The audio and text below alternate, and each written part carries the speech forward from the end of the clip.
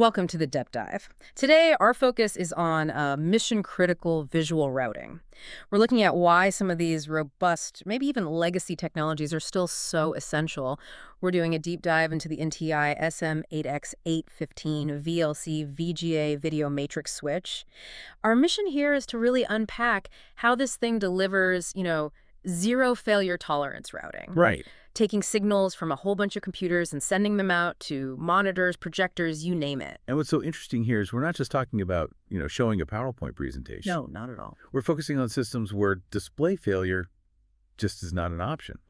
Think 247 command centers, or even high-stakes environments like courtrooms and these huge, complex digital signage arrays. Right. For you, the person building the system, it's all about reliability over, say, the latest bells and whistles. Okay, so let's unpack that. The fundamental architecture, that's really the key here, isn't it? It is. It's this true cross-point flexibility. Yes. So you can route any one of your computer inputs to one or some or even all of the outputs at the same time. Everything is independent.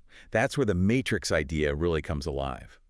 And that kind of switching has this huge technical implication for your setup time. How so? Well, this switch is designed to drive standard VGA cables. It completely gets rid of the headache of external interfaces. Well, the old spaghetti monster of BNC coax cables. Exactly, that nightmare. This doesn't just clean up your cable runs. It actually reduces your hardware inventory and, those dreaded maintenance calls. So speaking of clean, getting the visual to look good is one thing, but the real test is signal integrity, right? Especially with the long cable runs you see in a huge control room. Absolutely. The performance guarantee here is paramount. Every single video output is actively buffered from the input source. And what does that mean in practical terms? It means the image quality is, and I'm quoting here, literally, as crisp and clear as if directly connected to the original source. That's the guarantee. Okay. And that fidelity is backed by a really robust 200 megahertz bandwidth.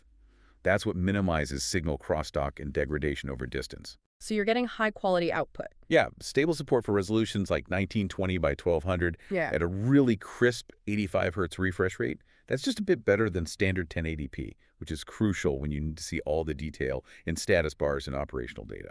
So with all that potential complexity going on inside the box, how do administrators actually manage the system?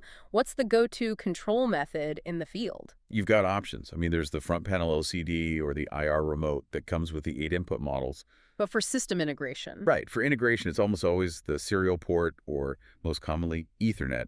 You use the included matrix control software. The GUI? The graphical user interface, yeah. Just simplifies all the complex batch switching and lets you fold into a bigger network management system pretty quickly. Digging into the internal specs, a couple of things really stood out that suggest this is more than just a video box. First, there's a reduced power standby mode, which, points to energy efficiency in a 24/7 environment. Thanks, Ed. And second, the sources mention a digital VU meter showing audio levels. It's this quiet little reminder that even a purely visual feed can carry integrated, non-visual data with it. It is. And that ties directly into system durability.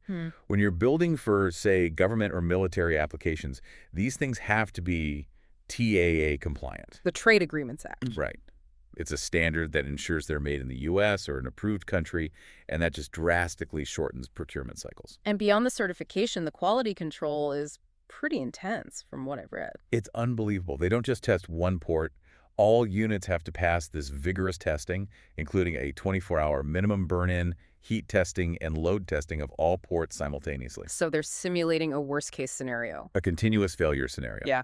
These things are designed to survive. So it's clearly designed to be a super dependable component, and it's backed by that 2-year warranty. And for more complex setups, it seems like it's designed to be combined with other products, like the VGA ED emulator. Oh, the EDITE emulator is vital. It solves a really common point of frustration. Yeah. It basically tricks the connected computer into always seeing the display it expects to see. So it prevents that awful moment where your screen goes blank during a critical switchover.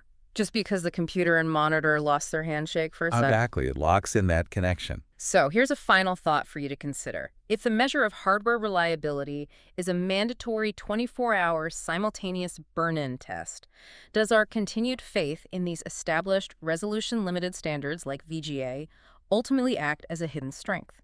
Or is it a necessary vulnerability in our most mission-critical command centers?